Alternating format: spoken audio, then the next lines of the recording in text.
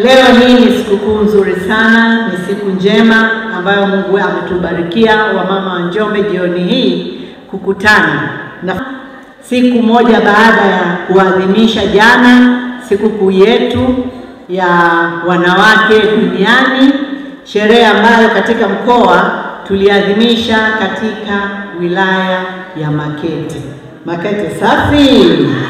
Wote tunatambua kwamba mkoa wetu wa Njombe ni mkoa ambao kwenye sensa ya mwaka huu 2022 tumeonekana kwamba tuna watu wachache sana, 889,946. Kati ya hao wanawake ni 53%.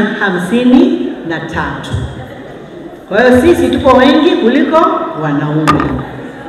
Kwa hiyo ile sala la usawa tunastahili zaidi.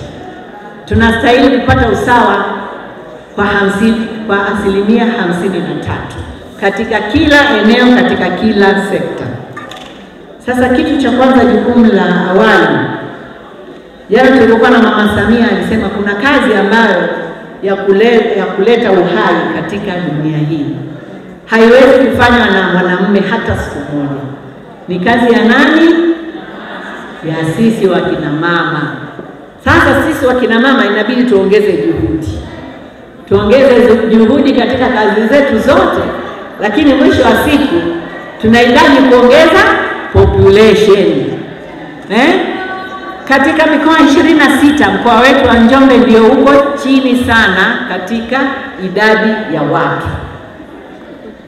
Miriam, mtakwimu wangu wa mkoa kila siku ananikumbusha, na yeye mwenyewe nataka nimhesabie watoto wangapi sasa.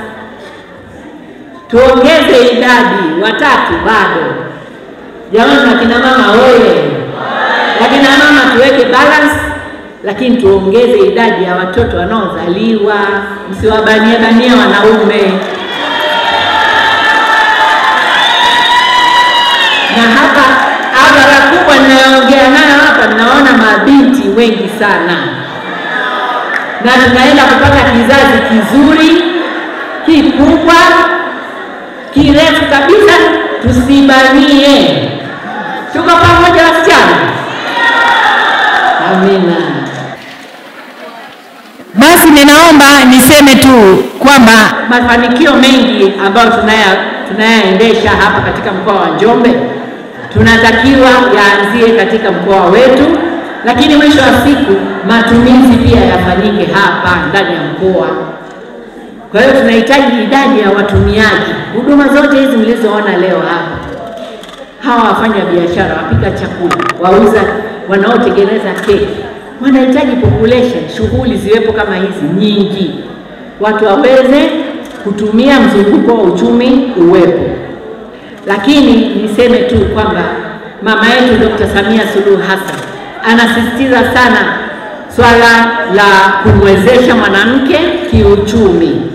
Na kwa jinsi hiyo ninapenda tu kusema kwamba mama yetu Samia amejiweka vizuri sana, na ndio maana alituagiza kwamba majukwaa ya wakina mama yaanzishwe katika kila mkoa, na sisi tumetimiza hilo.